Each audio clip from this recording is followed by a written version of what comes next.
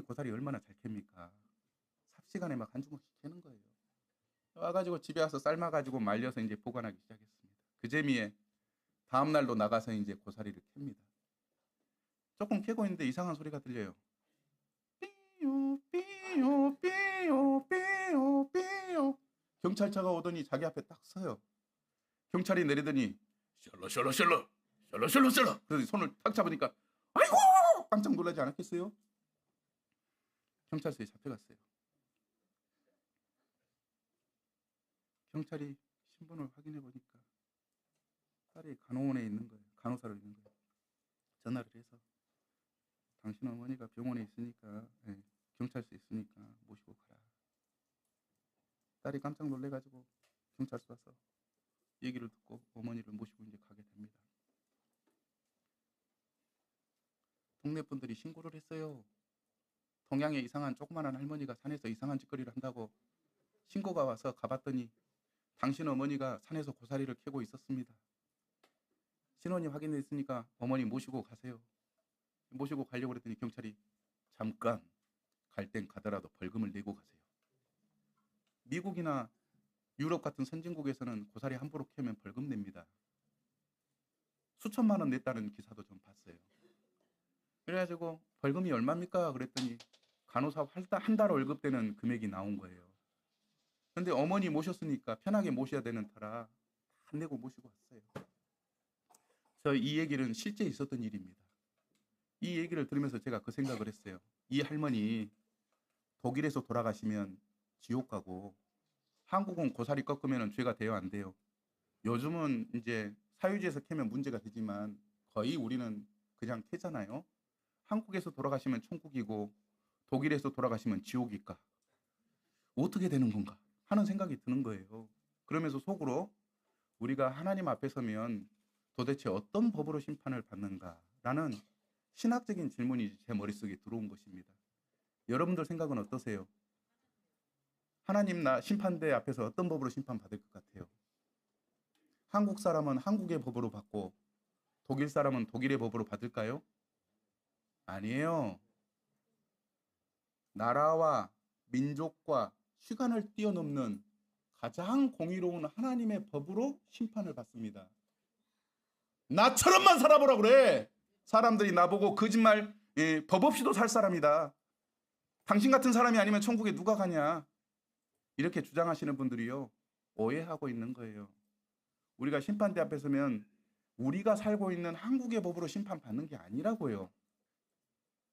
한국에서 그렇게 잘하고 잘 살아도 아무 소용이 없어요. 이건 지금 현 한국에 일어나는 모든 일들과 밀접한 관계가 있습니다. 동남아시아, 몽골, 러시아, 우즈베키스탄 각가지 나라에서 지금 근로자들이 한국에 들어와서 일하고 있습니다.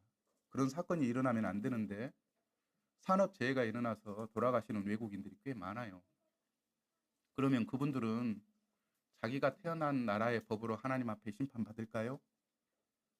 일하다가 죽었던 한국의 법으로 심판을 받아야 합니까? 도대체 어떤 법으로 심판을 받습니까? 하나님 나라의 법으로, 하나님의 법으로 심판을 받는 것입니다. 그러니 오해에서 벗어나십시오. 한국에서 아무리 잘해도 의미가 없어요. 고사리 꺾는 할머니 이야기뿐만이 아닙니다. 한국 지존파 얘기 들어보셨어요 혹시? 예, 나이 드신 형제 자매님들 또 나이 드신 우리 권사님, 장로님들은 아마 들어보셨을 거예요. 지존파 사건. 그 사건이 어떤 사건인지 한번 좀 보도록 하겠습니다. 여기 불을 꺼주시면 좋을 것 같아요. 네.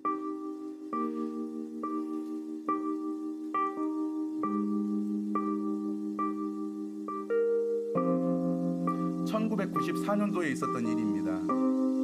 전라남도 영광에 아지트를 만들고 사람을 살해했던 인간 포기하려고. 그 중에 한 명은 사람을 납치해가지고 인육까지 먹었어요.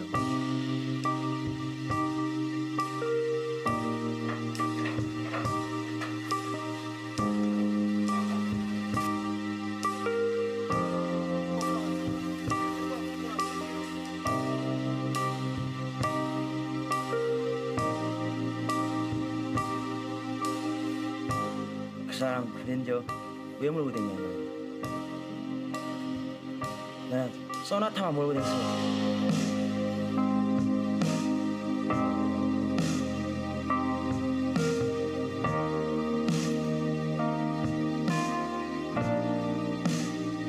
돈 있는 사람들 그랜저 몰고 다니면서 흙 튀기고 압구정 좀 얕아져. 내가 이렇게 가서 내 손 안에 못 죽여서 내가 한이 되게.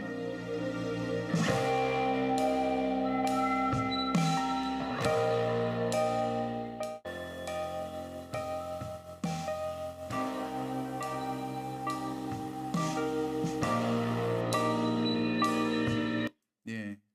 혹시 오늘 예배당 오면서 그랜저 타고 오신 분 계십니까? 소나타만 타십시오. 죽을 수 있습니다. 이 지존파 이 사람들이 이 부자들, 특히 이 백화점이라든지 또 고급차를 타고 다니는 사람들을 납치해가지고 죽이고 또 그 아지트에서 태워가지고 증거를 인멸하는 일들을 했습니다. 한 사람은 인육을 먹기까지 했어요. 그래서 우리나라에서 마지막으로 사형당한 사람들입니다. 우리나라에서는 이 살해하는 것도 무서운 죄이지만 사람 인육을 먹는다고 하는 것은 가히 상상할 수 없는 두렵고 무서운 일입니다. 그런데 말입니다. 이 사람들만 인육을 먹었을까요? 아니요. 남태평양에 뉴기니 포레족이라고 하는 사람들이 있습니다. 이 사람들은 섬에 사는 사람들인데 다른 섬에 살고 있는 사람이 자기 섬에 들어오면 잡아가지고 토막내가지고 돼지고기 먹는 것처럼 사람 먹어버립니다. 1970년대까지 그랬습니다. 그리고 백인 관광객들이 모르고 그 섬에 들어갔다가 돌아오질 않아요. 그래서 찾아가 봤더니 신발 배낭만 남아있고 다 먹어버렸어요. 상상해 봅시다. 하나님의 심판대 앞에 인육을 먹은 지존파와 그 사회 문화가 사람 고기를 먹는 이 포레족이 하나님 앞에 섰습니다. 한국의 법으로 심판한다고 할 것 같으면 지존파는 지옥입니다. 그렇죠? 근데 포레족은 또 포레족 법으로 하나님이 심판을 해요. 그랬더니 포레족이 하는 말이 우리는 원래 문화가 다른 섬에 오는 사람들은 잡아먹는 게 우리 문화였습니다. 우리 사회에서는 그게 죄가 아닙니다. 우리는 우리 이 부족을 단결시키는 방법이고 영양분을 보충하는 방법이고 외세를 맞는 방법이었습니다. 우리 섬에서는 그게 범죄가 아닙니다. 그러면 하나님이 포레족은 그게 범죄가 아니니까 너희는 죄가 없다 하고 천국에 보내주면 지존파가 옆에서 얼마나 화가 나겠어요. 아니 저 사람들은 같은 인육을 먹었는데 천국에 가고 우리는 한국에서 태어났다는 이유로 지옥에 간다면 하나님 나빠요. 공정하지 않아요. 공평하지 않아요. 내가 만약 죄가 있다면 한국에서 태어난 것이 죄입니다. 그렇게 얘기하지 않겠습니까? 하나님은 사람이 태어나고 산 그 지방의 법으로 심판하지 않는단 말입니다. 혹시 해외여행 다녀오신 분 계십니까? 해외여행 갈 때 그 나라에 도착해서 입국 심사를 받습니다. 그러면 한국의 법으로 입국 심사를 받습니까? 아니요.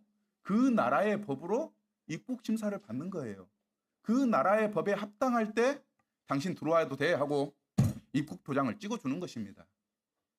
하나님의 나라에 가는 것은 하나님 나라의 법에 적합한 사람이 천국에 들어가는 것입니다. 그래서 나처럼만 살아 그래. 죄 없이도 사는 사람이라고. 사람들이 나보고 당신 아니면 천국 갈 사람 없다고 그런 얘기를 들었다고 해서 나는 죄인이라고 하는 이 하나님의 말씀에 불순종하는 것은 오해입니다. 어리석은 일입니다. 그러므로 이 시간에 모인 여러분 정확하게 진단합니다.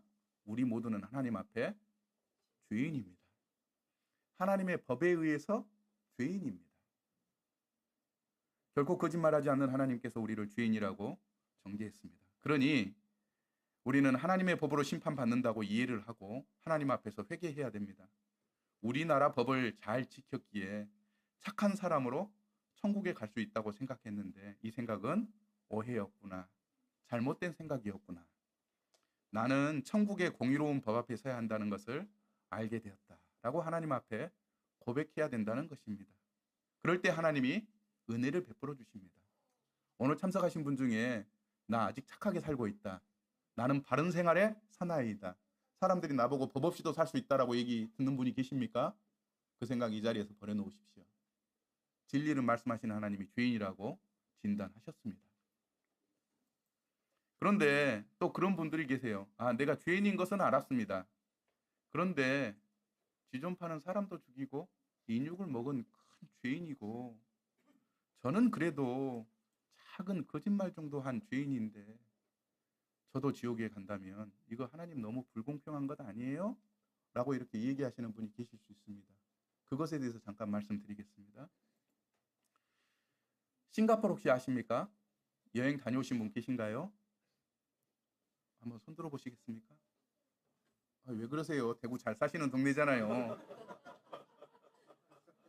싱가포르 가면 그 관광 가이드들이 그 주의를 줍니다. 뭐라고 주냐면 횡단보도 함부로 건너지 마십시오. 껌 씹고 아무 데서나 버리지 마십시오. 담배 아무 데서나 피면 큰일 납니다. 하면서 주의를 줍니다. 왜냐하면 우리나라의 법과 벌금, 싱가포르의 법과 벌금이 다르기 때문에 절대 하지 말라고 합니다. 왜 그런지 아십니까? 한번 자세히 살펴보겠습니다. 제가 이제 TVN에 나온 자료들을 그대로 캡처했습니다.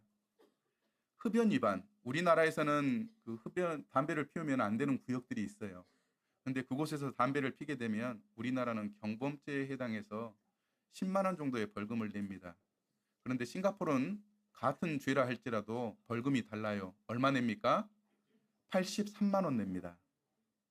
그냥 한국 관광객이 담배 피다가 경찰이 삐삐 당신 경범죄야 그래가지고 이제 끊게 되어서 83만 원 쓰게 되면 아니 우리나라에서는 10만 원만 내면 되는데 뭔 83만 원이냐고. 그러면 경찰이 뭐라고 할까요? 로마에 가면 로마의 법을, 싱가포르에 오면 싱가포르의 법을. 노상방뇨도 있습니다. 우리는 급할 때 아무데나 들어가서 그냥 안 걸리게 볼일 보면 돼요. 걸리면 재수없이 이제 경범죄에 해당하는 금액을 냅니다. 싱가포르도 마찬가지긴 하겠습니다만 거기는 금액이 다릅니다. 얼마 냅니까? 42만 원을 내게 됩니다. 한국 사람이에요. 그래도 그건 당신 나라 얘기고 이 나라에서는 벌금이 달라 하고 내게 되는 것입니다. 그것뿐만이 아닙니다. 공중 화장실 물을 안 내리면 13만 원의 벌금을 낼 수 있습니다.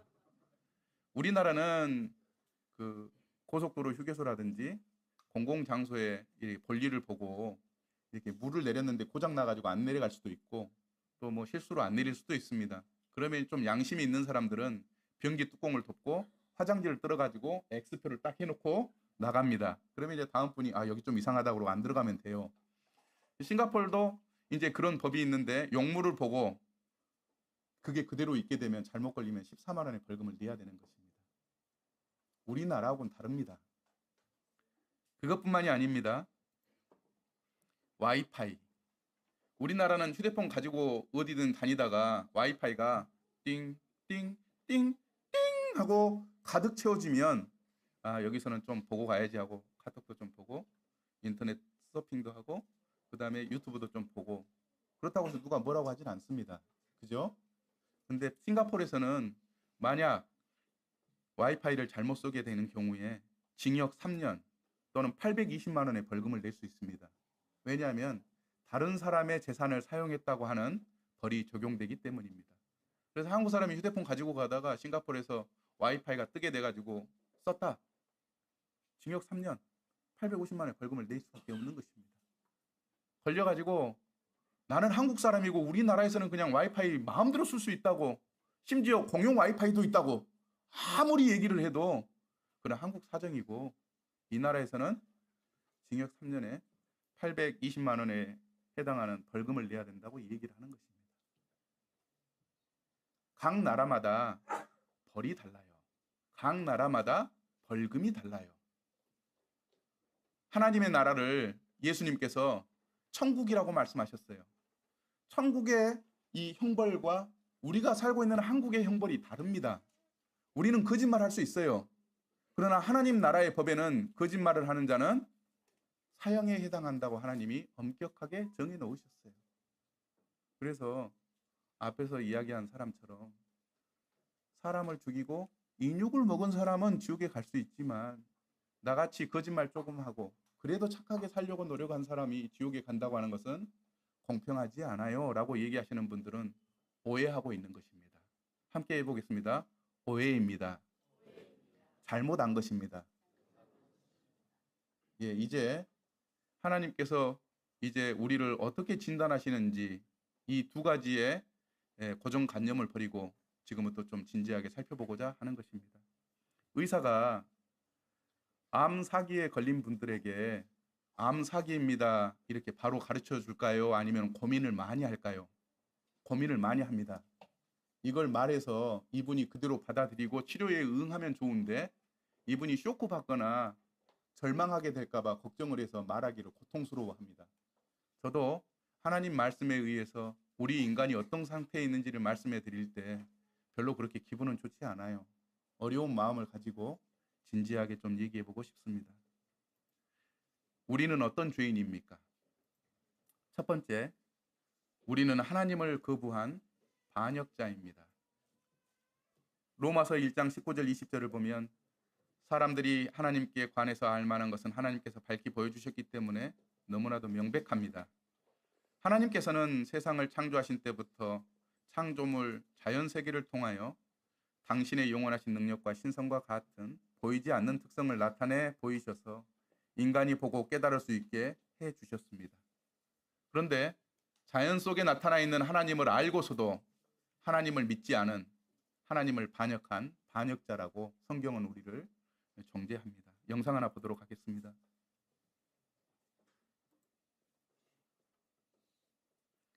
이것은 타임랩스 기법이라고 하는 기법으로 은하수를 촬영한 것입니다. 카메라를 열어놓고 밤새 내내 찍어가지고 이렇게 영상을 만든 것입니다. 아름답지 않습니까? 잠깐 은하수를 이렇게 감상하도록 하겠습니다.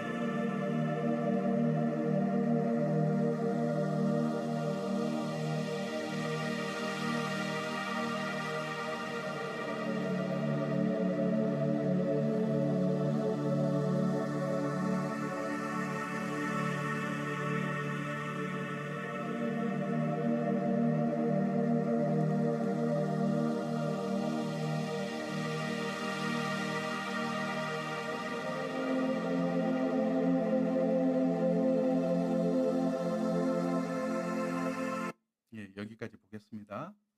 아름답죠?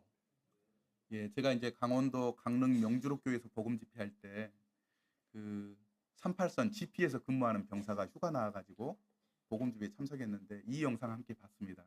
그때 그 병사가 감동을 하더라고요. 제가 GP에 근무 쓰면서 봤던 하늘하고 똑같은 하늘입니다. 대구는 큰 도시이고 아파트 불빛이 많으니까 이 은하수 볼 수 있습니까? 못 봅니까? 못 봅니다. 그런데 불빛이 없는 섬이나 전방 같은 데 가면 이 하늘의 은하수를 볼 수 있습니다. 한여름밤에 바닷가에서 이 은하수를 보면서 우리가 그런 생각을 하잖아요. 저 많은 별 누가 만들어 놓았을까?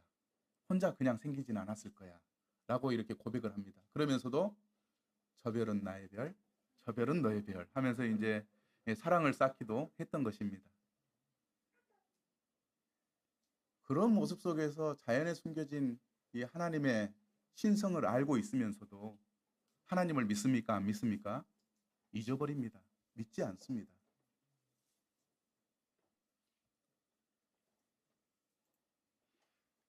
그래서 주님이 그런 말씀을 하세요. 내 백성이 두 가지 악을 행하였나니 곧 그들이 생수에 근원되는 나를 버린 것과 스스로 웅덩이를 판 것인데 그것은 그 물을 가두지 못할 터진 웅덩이들이니라 라고 말씀하셨습니다. 또 이사야서 1장 2절에서 4절은 하늘이여 들으라 땅이여 귀를 기울이라 여호와께서 말씀하시기를 내가 자식을 양육하였거늘 그들이 나를 거역하였도다. 소는 그 임자를 알고 나귀는 그 주인의 부유를 알건만은 이스라엘은 알지 못하고 나의 백성은 깨닫지 못하는도다 하셨도다. 슬프다 범죄한 나라요 허물진 백성이요 행악의 종자요 행위가 부패한 자식이로다. 그들이 여호와를 버리며 이스라엘의 거룩하신 이를 만홀히 여겨 멀리하고 물러갔도다 라고 말씀합니다.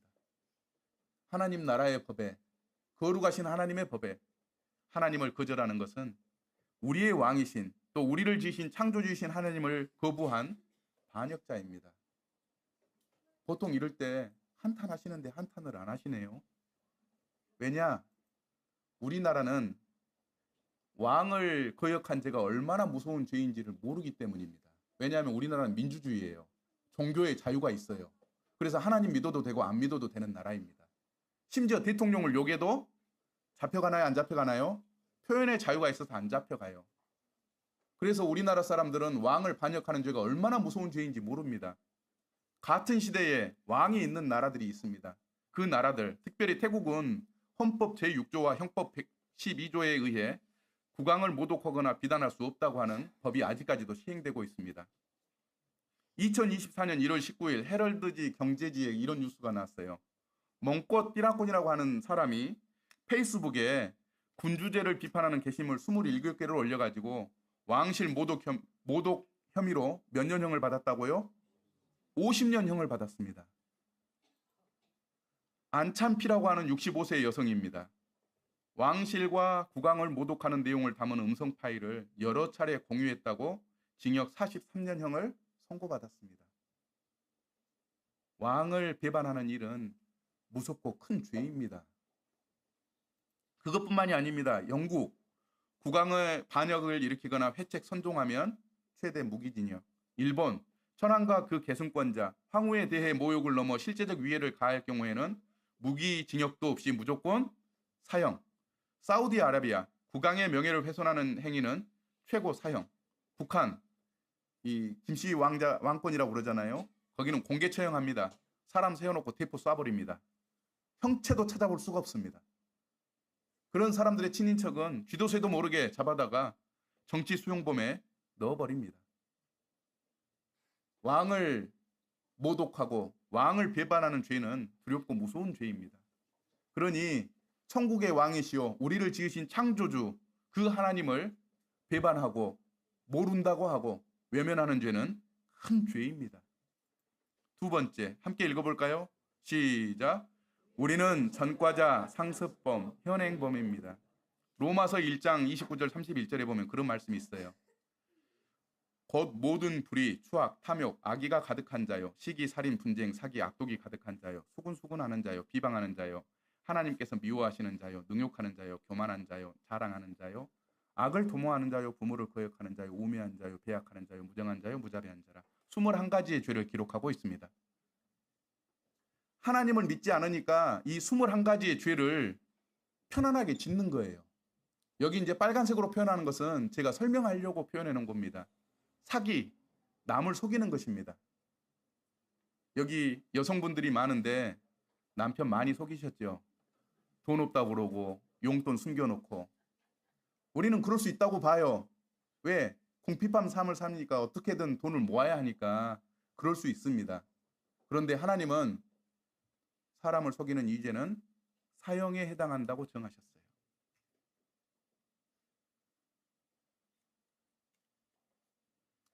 우리 여성분들만 속일까요? 아니에요. 남성분들도 많이 속입니다. 우리 자녀들, 부모님들께 거짓말하고 많이 속이시죠? 여러분들 어리다고 봐주지 않습니다. 속이는 사람은 사형에 해당하는 것입니다. 심지어 자기 자신에게 자기 자신을 속이는 사람도 있어요. 수군수군하는 자, 전문용어로 얘기하면 뒷담화 까다. 앞에서는 얘기 못하고 뒤에서만 수군수군하는 것입니다. 우리 어머니들 우물가에서 빨래 빨면서 시아버지, 시어머니, 남편, 자식들 말 안 들으면 뒷담화 깠습니까? 안 깠습니까? 깠어요. 왜? 그게 스트레스 푸는 방법이고 살아가는 방법이었기 때문입니다. 우리 남편분들, 남자분들 직장 가면 꼭 한 명씩 있습니다. 그 사람만 없으면 직장 생활 잘할 것 같은데 괴롭게 하는 그 사람 있습니까? 없습니까? 있어요. 퇴근하고 직원들끼리 모여서 그 상사 뒷담화 깝니다. 그렇게 스트레스를 푸고 직장 생활을 했던 거예요. 그런데 그것이 하나님 나라의 법에는 사형에 해당하는 죄입니다. 능욕하는 자, 쉬운 말로 얘기하면 욕하는 것입니다. 숫자로 영어를 얘기하면 16은 16, 17은 17, 18은 18. 차를 타고 운전하다가 깜빡이도 안 켜고 차가 딱 들어오면 이 18, 18, 18, 18, 18, 18 하면서 욕을 합니까? 안 합니까? 합니다. 여름에 시원한 수박을 먹으면서 씨를 뱉으면서 아 씨바라 씨바라 저 씨바라 그러면서 욕을 합니까? 안 합니까? 합니다. 우리는 당연하게 생각을 하고 또 그냥 웃어 넘길 수가 있습니다. 조금 전에 오셨던 분들은 아마 해봤던 분들인 것 같아요. 제 머리 색깔은 무슨 색깔입니까? 무슨 색입니까? 아니야, 그레이색이야. 그레이 새끼라고.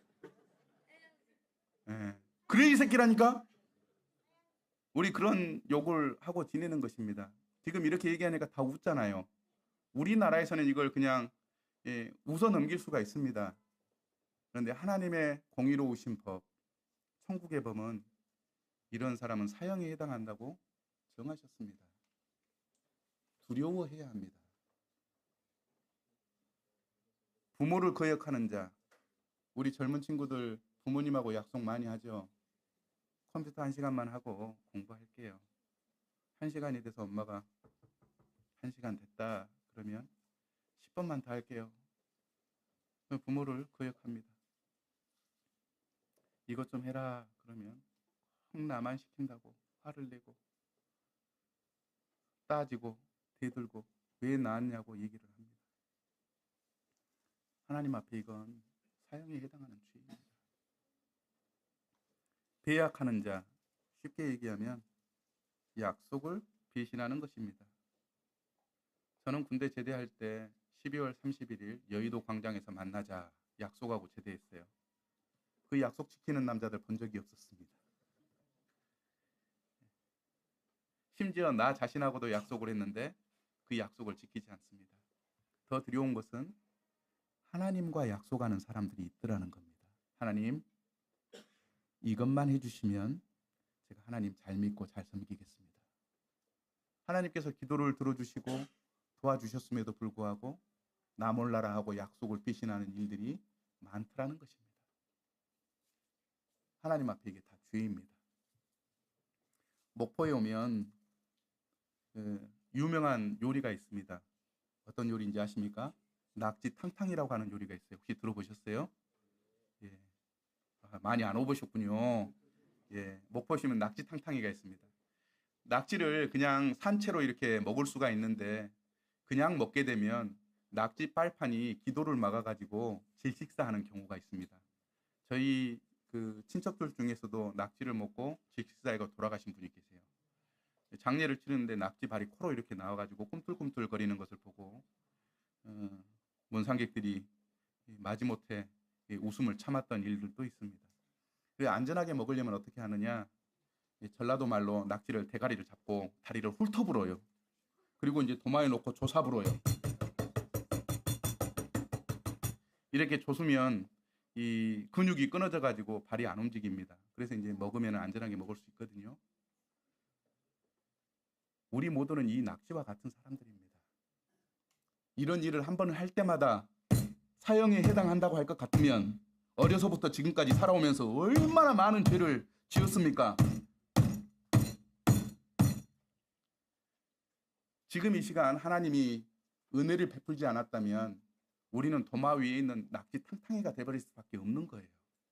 형체를 알아볼 수 없는 그런 심판을 받고도 받아야 하는 죄인이 우리입니다. 그것뿐만이 아닙니다. 마태복음 5장 28절 함께 읽어볼까요? 시작.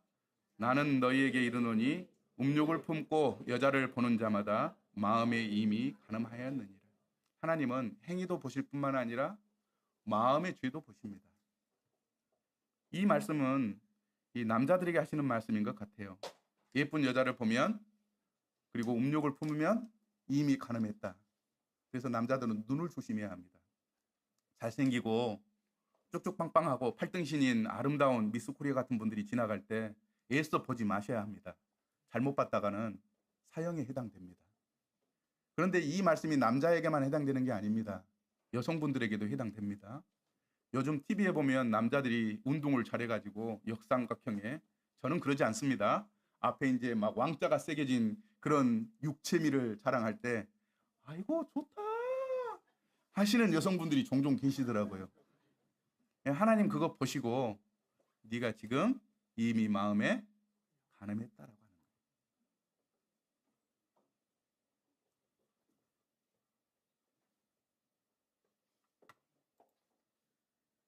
함께 읽어보겠습니다. 시작.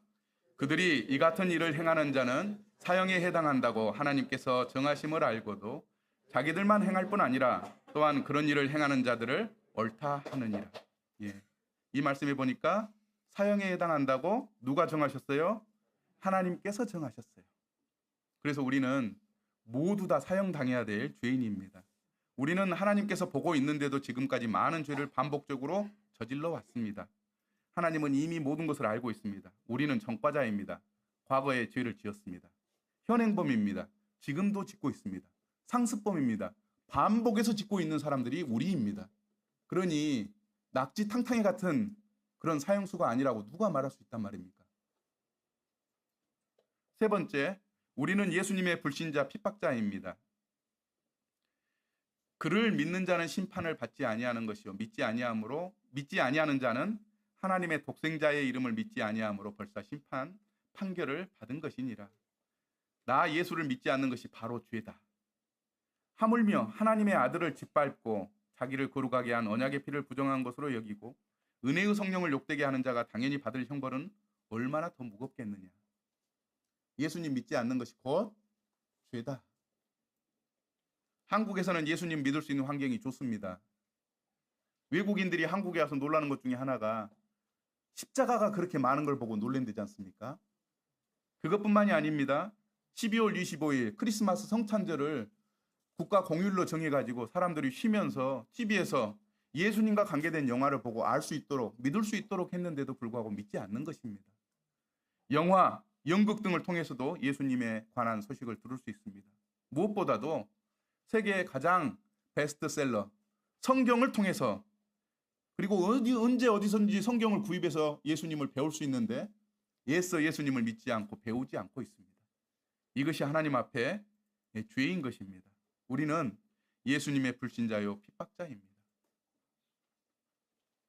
함께 읽어보겠습니다. 시작. 무엇으로도 용서받을 수 없는 죄인입니다. 예레미야 2장 22절을 보면 내가 잿물로 스스로 씻으며 내가 많은 비누로 쓸지라도 내 죄악이 내 앞에 그대로 있으리니.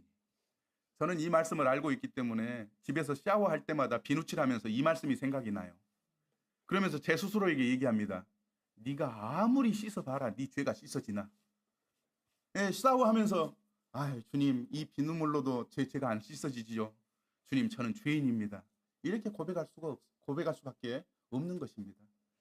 잿물로 비누로 씻어도 죄악이 씻어지지 않습니다. 시편에 보니까 하나님께 돈을 바친다고 죽을 목숨을 살려주시랴. 목숨값은 엄청난 것. 그 값을 치르기는 감히 생각도 못할 일. 돈을 들여서 죄 용서 받을 수 없다고 하는 것입니다. 어떤 분들은 때때로 하나님께 대한 열심이 있어서 또는 돈을 많이 드리면 용서해 주시리라고 생각을 하고 물질을 드리고 그렇게 또 하나님께 헌신을 나타냅니다만 그렇다고 해서 죄 용서되는 게 아닙니다. 거짓말하지 않는 하나님께서 이와 같이 말씀하시기 때문입니다. 또 율법의 행위로 그 앞에서 의롭다 하심을 얻을 육체가 없다. 율법의 행위라고 하는 얘기는 오늘날로 바꿔 얘기하면 새벽기도 안 빠지고 나가는 것, 11조 안 빠지고 하는 것, 교회에 주일 송수를 잘 지키는 것, 그런 것들을 율법의 행위라고 이야기를 합니다. 그런데 주님께서 얘기하시기를 이 율법의 행위로도 의롭다 하심을 육체가 없다. 그렇게 말씀을 하셨습니다. 이는 혈통으로나 육종으로나 사람으로 뜻이 나지 않는다.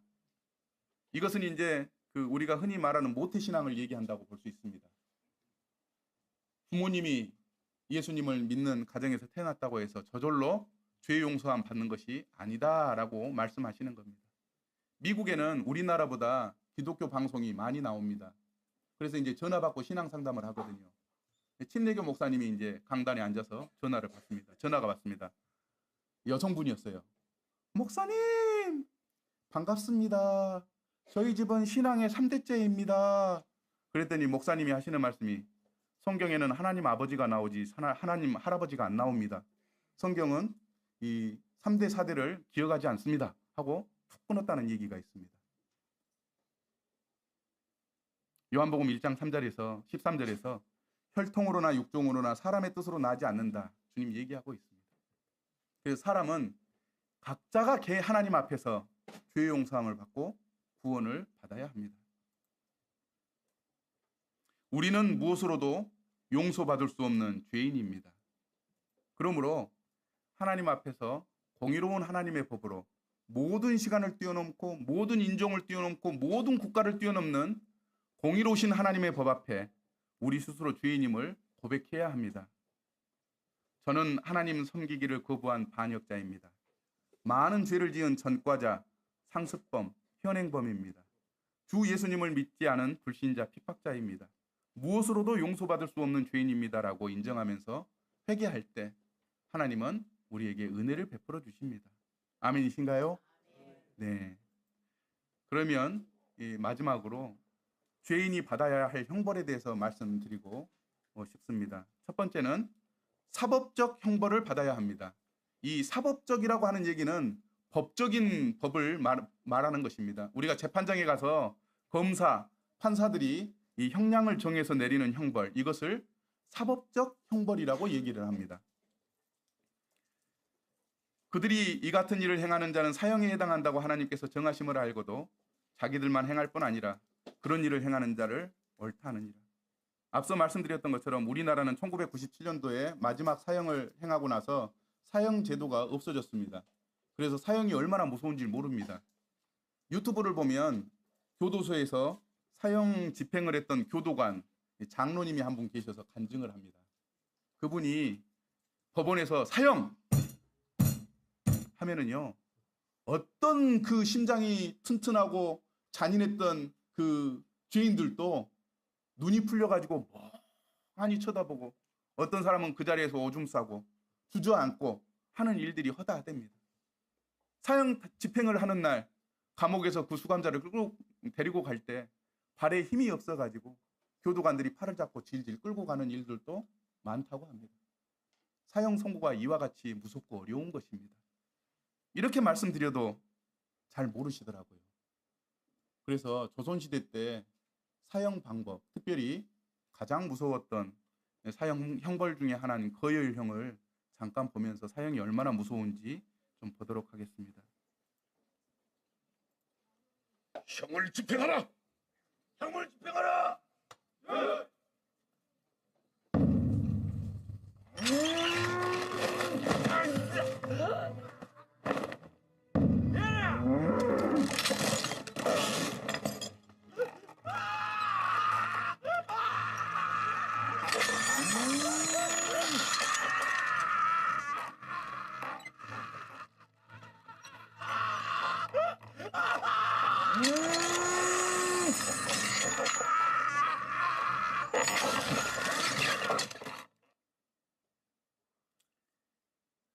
조선시대 때 시행됐던 사형 제도 중에 거열형입니다.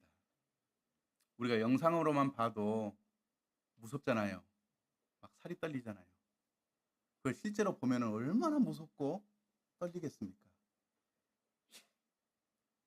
성경에 이 같은 일을 행하는 자는 사형에 해당하다고 하는 그 사형은요, 의미가 있는 사형입니다. 사연이 있어요. 주전 73년에서 71년에 로마 제국에서 노예의 전쟁이 일어났습니다. 특별히 이 3차 노예 전쟁, 스파르타쿠스의 난이라고 하는 그런 노예 전쟁이 일어납니다. 수만 명의 노예들이 일어나서 전쟁을 하니까 처음에는 로마군이 밀렸어요. 그런데 군대는 전쟁으로 훈련하는 집단이잖아요. 정비를 하고 나서 이제 로마군이 노예군을 이기기 시작했습니다. 그러다가 마지막에 노예군이 6천 명이 남았습니다. 이 6천 명이 야, 그래도 우리는 살아야 되지 않겠냐? 항복하자. 항복하면 목숨은 살려주겠지. 하고 로마군에게 6천 명이 항복 선언을 합니다. 그런데 로마 군인이 6천 명을 다 십자가에 못 박아 버립니다. 그래서 로마로 들어오는 길 수십 킬로에 그 6천 명을 십자가에 다 못 박아 가지고 길에 세워놨습니다. 그러니 로마로 들어오는 사람들이 십자가에 매달려 죽은 사람들의 모습을 보고 이 시체가 썩는 냄새, 몸에서 흘러내리는 이 체액들을 보면서 아, 반란을 하면 이와 같이 죽는구나 하고 이 오금이 떨려가지고 그렇게 로마로 들어왔다는 얘기가 전해지고 있습니다. 로마서 1장 32절에 사형에 해당한다라고 하는 것은 그때 당시에 가장 무섭고 가장 잔인하고 가장 고통스러운 이 십자가형을 의미한 것입니다. 그래서 십자가는 교회를 알려주는 그런 아이콘이 아니에요. 십자가형은 가장 고통스러운 사형을 의미하는 것입니다. 그래서 성경에서 사형에 해당한다라고 하는 것은 사법적 형벌을 의미하는 것입니다. 죄인인 우리는 사법적 형벌로 가장 고통스러운 죽음의 십자가형을 받아야 하는 그런 죄인들입니다. 두 번째, 죄값을 보상해야 합니다. 여러분들 상상해 보십시오. 차를 가지고 가다가 운전을 했어요. 차끼리 꽝 하고 부딪혔습니다. 근데 내가 잘못을 많이 했어요. 그러면 사법적으로 경찰에 와가지고 당신 중앙선 침범했고 앞에 안전거리 확보하지 않았고 해서 이제 벌금을 냈어요. 그러면 그게 다 끝납니까? 아니에요.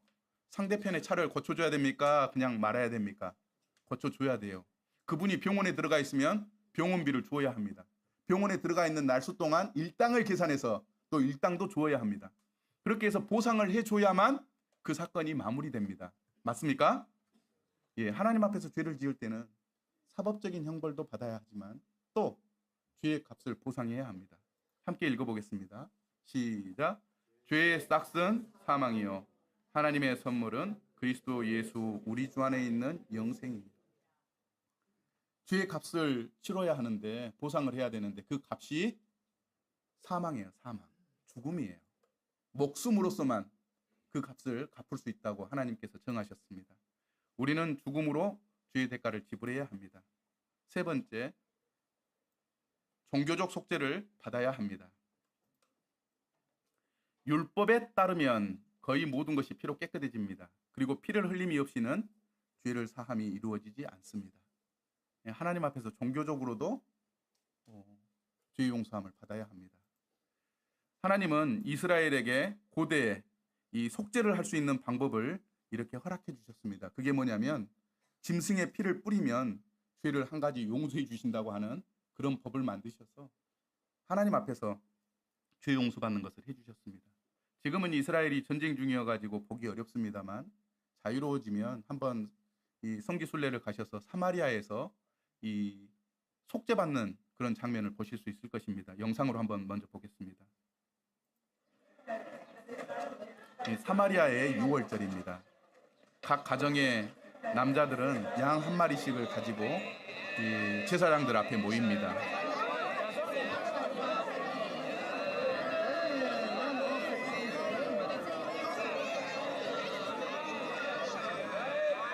그리고 이제 시간이 돼서 제사장이 이렇게 나오면서 기도를 하고 또 하나님 앞에 호소를 합니다.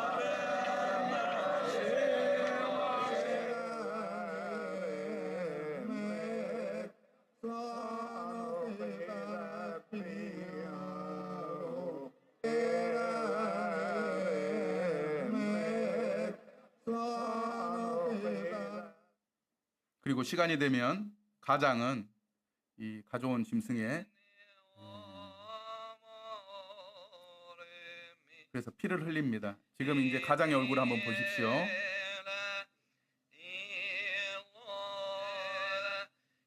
슬퍼하고 눈물을 흘리는 모습 보셨습니까?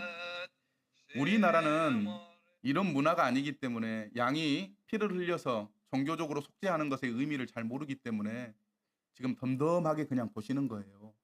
그런데 이스라엘 사람들은 야, 네가 아무 죄도 없는데 나와 우리 가족을 위해서 피를 흘리는구나. 그 의미를 아니까 이 양을 잡아가지고 피를 흘릴 때 슬퍼하고 눈물을 흘리는 것입니다. 이렇게 종교적으로 속죄를 받아야 하는 것입니다. 율법에 따르면 거의 모든 것이 피로 깨끗해집니다. 그리고 피를 흘림이 없이는 죄를 사함이 이루어지지 않습니다. 않습니다. 영원한 형벌을 받아야 합니다. 영원한 형벌이란 한 형제님이 그런 얘기를 하셨어요. 영원히를 그냥 영원히로 읽으면 안 된대요. 그 의미가 잘 전달되지 않으니까. 영원히를 읽을 때는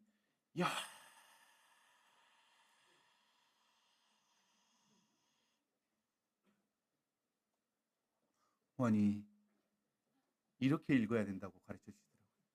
그 얘기를 듣고 나서 공감이 됐어요. 영원히는 100년 또는 1000년이 지나면 용서받을 수 있다라는 기대를 가질 수 없음을 이야기합니다. 저는 과거에 그런 상상을 했어요. 지옥에 가서 말로 다 할 수 없는 고통, 이를 엉덩 물고 참다가 한 1000년 됐을 때 하나님 없다고 생각했는데 하나님이 계시네요.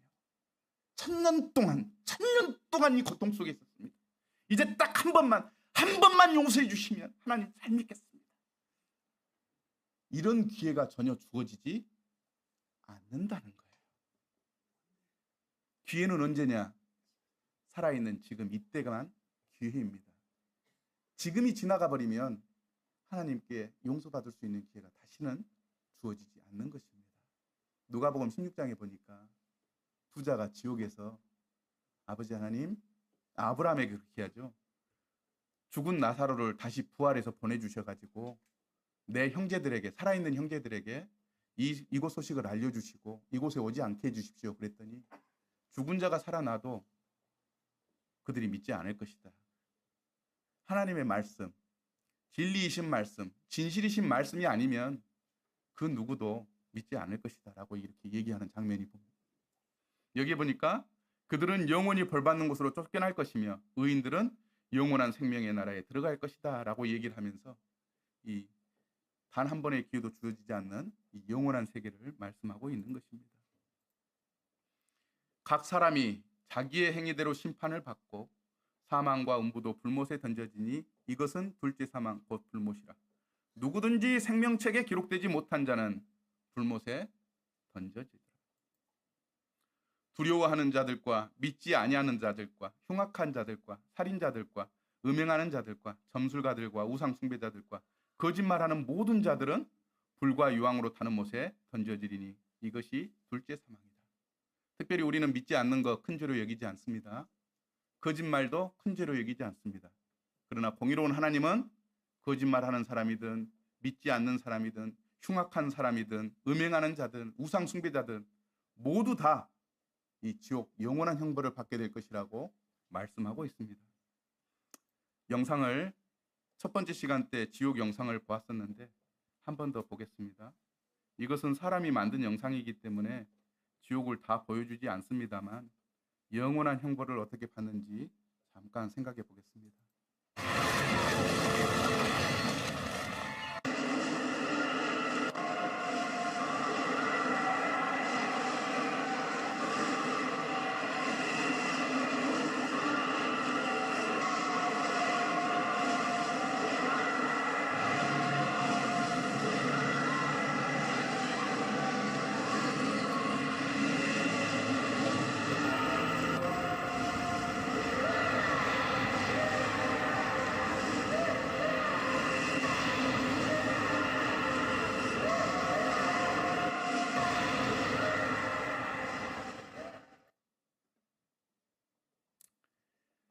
우리는 오늘 하나님의 진단에 귀를 기울여야 합니다. 뇌출혈로 잘못 알고 뇌경색으로 잘못 알고 약을 먹었지만 낫지 않았던 자매님, 정확한 의사의 진단에 의해서 약을 먹고 했더니 바로 호전되고 나았던 그 자매님의 경우를 보면서 하나님의 말씀으로 정확하게 진단받을 때 정확하게 치료받고 죄 용서함 받고 하나님의 천국에 입성할 수가 있습니다. 저는 이 시간 신뢰할 수 있는 의사처럼 하나님의 법으로 우리가 사형받고 사망하고 피 흘려야 하고 영원한 지옥에 가야 될 죄인이라고 정확하고 분명하게 진단했습니다. 그러니 하나님의 진단에 대해서 아멘 하시고 자신을 돌아보고 하나님 앞에 회개하는 우리가 되었으면 좋겠습니다. 우리는 어떤 자세를 가져야 할까요? 하나님의 공의로운 법 앞에 우리가 용서받을 수 없는 죄인임을 인정합시다. 우리는 사형, 사망, 피 흘림의 형벌, 그리고 영원한 지옥 형벌을 받아야 될 죄인임을 분명하게 합시다. 그리고 하나님 앞에 기도합시다. 주님, 우리를 불쌍히 여겨주세요. 우리는 죄인입니다. 우리를 구원해 주세요. 라고 하나님 앞에 간절히 기도해야 합니다. 여러분, 이 시간 잠깐 시간이 있는데 한 30초 정도 하나님 앞에 그렇게 기도합시다. 지금 이 시간 하나님 앞에 기도합시다. 하나님, 오늘 진리이신 하나님의 말씀, 진실하신 하나님의 말씀에 비추어 보니 우리는 용서받을 수 없는 죄인임을 알게 됩니다. 사법적으로 사형받아야 하고 보상을 해야 되는데 그것이 사망이고, 하나님 앞에 종교적으로 속죄받아야 하고 결국에는 영원히 용서받을 수 없는 죄인임을 알았습니다.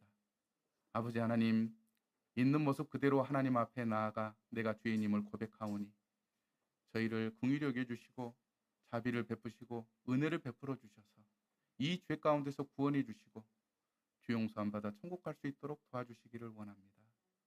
예수 그리스도 이름으로 기도드립니다. 아멘. 걱정하지 마십시오. 예수님은 죄인을 부르러 오신 분입니다. 그렇게 죄인임을 인정하는 자들을 부르러 오시는 분이 예수님이십니다. 그리고 그리스도 예수께서는 죄인을 구원하시려고 이 세상에 임했습니다. 내일은 이 정확한 진단에 관한 정확한 처방을 이렇게 말씀드리겠습니다. 제가 이제 처음 시작할 때 한 편의 설교를 세 가지 주제로 나눠서 말씀드린다고 했어요. 첫 번째는 아버지의 말씀은 진리입니다. 두 번째는 모든 사람이 죄를 범하였으며 하나님의 영광에 이르지 못했다라고 말씀드렸습니다. 내일은 그리스도께서 우리를 대신하여 죽으셨다고 하시는 이 대속에 관해서 말씀을 드릴 것입니다. 두 편만 듣고 말아버리면 한 편의 설교를 다 듣는 게 아니에요. 중간에 그냥 가시는 거예요. 그래서 인생에 한 번 복음을 반드시 들어야 할 것 같다면 내일까지 듣는 것이 정말 좋다고 봅니다. 그러니 내일 오셔서 말씀을 꼭 들으셨으면 좋겠습니다. 여기 보니까 이제 권사님, 장로님이 오셨어요. 일부 예배 드리시고 12시 20분에 말씀 시작하니까 그 시간에 말씀이 오셔서 말씀을 들으시면 좋겠고, 또 다른 분들 계시다면 내일은 이곳에 오셔서 예배 드리시고 말씀 마지막 시간을 반드시 들으시기 바랍니다. 그래서 하나님 앞에 갔을 때 야야 그런 것도 가르쳐주는 사람이 없었냐, 그런 얘기는 듣지 않았으면 좋겠습니다. 아멘이신가요?